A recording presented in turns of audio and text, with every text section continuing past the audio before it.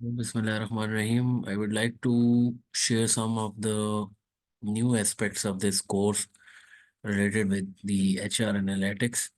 First, we see this slide based on this the human resource planning using Excel, and then we would talk about the other part of the lecture as well. Before going to the Power BI, I would like to explain some of the specific part which is related with the Excel and how Excel is very much important when we're talking about the um, HR.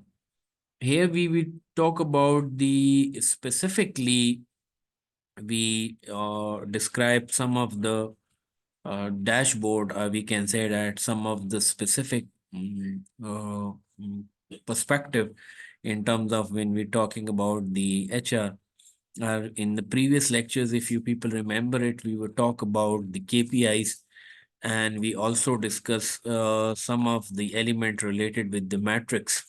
And the matrices we focused on is based on that every organization has to set some major elements or major points where they can work and to achieve those KPIs. So they basically set some of the parameters and then they move on further to achieve those parameters. So let me share with you some of the sheets here, uh, specifically related with the HR analytics. Now here you see it. There are some of the sheets. I will also share the sheets, the same sheets with you. Before going for any other sheet, I will let's describe the sheet of uh, specifically related with the. mm, uh, Let me share the sheets with you in terms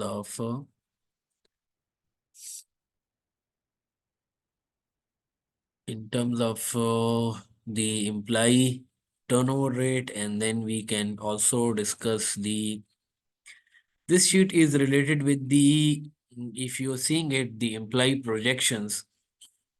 This gives the overall view of an employees required per shift.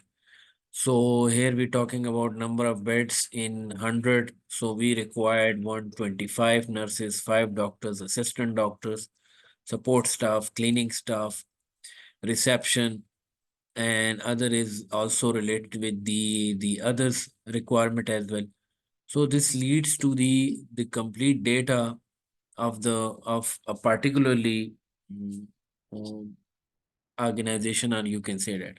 Then you're also seeing it the regression or a simulation forecast data which can relate with the organizational data, and the other thing is related with the some of the factors in terms of the major highlight is related with the uh, organization.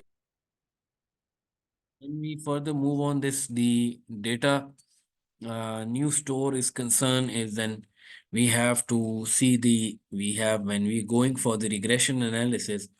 So we see it here. X is the square feet uh, of sales space is 5,000. Sorry, 50,000. X2 is population of metropolitan area. This is related with the uh, almost 250,000. And X3 is projected annual sales volume in millions of dollars is 150. So Y is equals to number of employees new to the staff the store is 76. So when we're talking about this data, so we can calculate it in terms of that we use the regression formula, and when you using the regression formula we collect it, we find out the number is 76. Some others analysis, when we see it here, you see it the other analysis is that is vacancy and turnover analysis.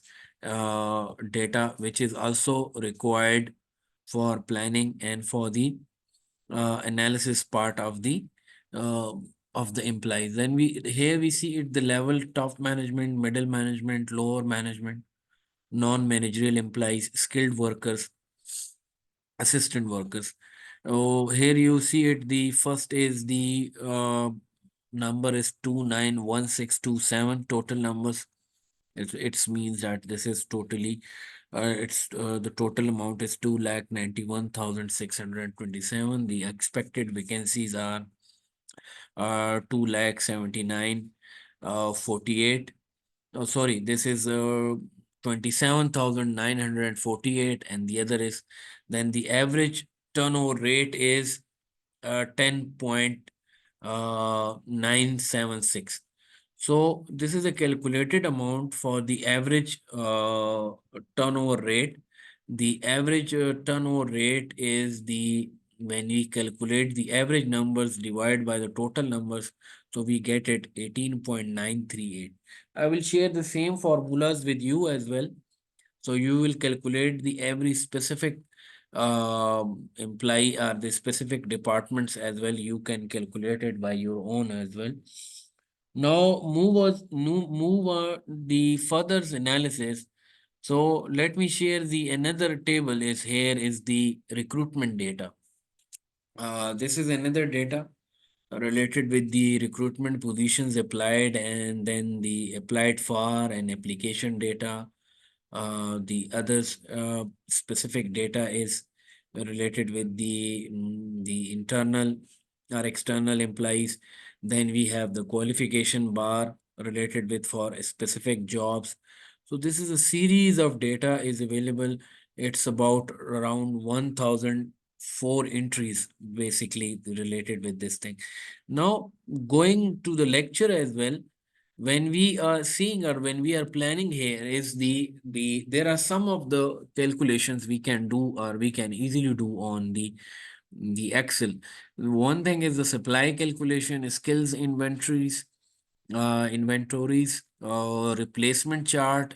Skills inventories are the previous table I explained it to you there, where they have mentioned the tab which highlight the employee code, then the employee name, then the employee current positions, and then the current department and the other skills which he or she has for a specific job.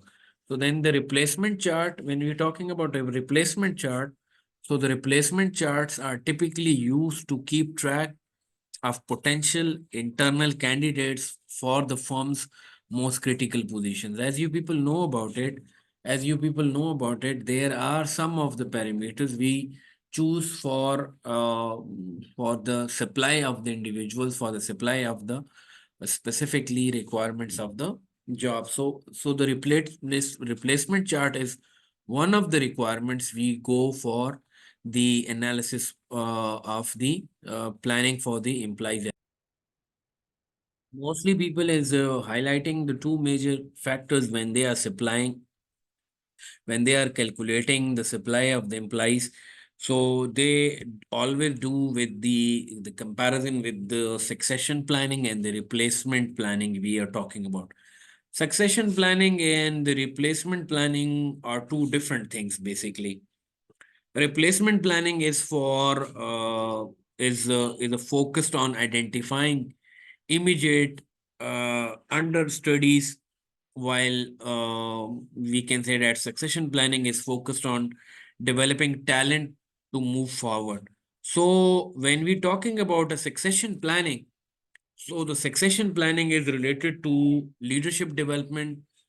It develops a pool of talent individuals with reference to the organization, and there are some numerous qualified candidates throughout the organization to fill vacancies in leadership.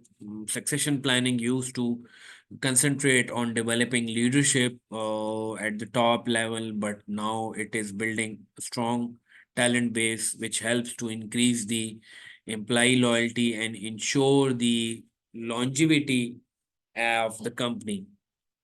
So this is basically relate with the succession planning. When we're talking about replacement planning, so for this, for instance, when we're talking about a replacement planning, so we are on the assumptions that the structure of the organization will not change. This is the easier to apply in small family businesses that do not have any goals to expand or grow in the future. So in other terms, when we talking about a replacement chart, so replacement chart is basically we always track a record of the individual candidates as well for a senior position. So this comes also relate with uh, the category of the succession planning as well. Then moving further, when we go further, so we have the forecasting, the availability of the inside candidates is particularly important in succession planning. Succession planning refers to the plans a companies make to fill its important executive positions. So we always go for the succession plan. So this is the things we can do for the succession planning. And now see, when the other thing is the demand calculation, when you are talking about a demand calculation, so this is a trend analysis. So the trend analysis involves the studying the firm's employment levels over the last 3 to 5 years to predict future needs. So here in 2018, we have 100 employees. By seeing the previous track record, a 10% change occurs, or the 10% change. For instance, we can say that we were the employees in 2017, 90 employees. If we say there's a 10% change, so we are expecting in 2018 100 employees. Now, if the 10% change again 2019 in the next year, so we will expecting 110 employees. In 2022 we are expecting 1 to 1 employees. In 2021 we are expecting 133 employees. In 2022 we are expecting 146. So same things you can do for the next 2023, for the next 2024, and move on to the till the 2030, 2035. So this is the trend analysis. Now, see, another thing is here you see, if we see the chart here, so we have the other surveys and the others data is available with us with reference to the sorry, this is the when we see it here. So we see it in terms of the specifically uh,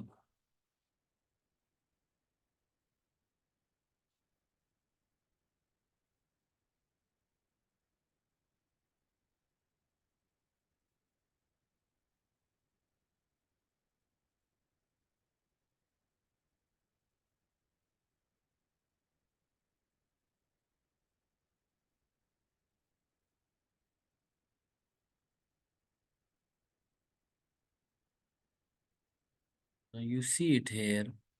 This is another sheet with relates to the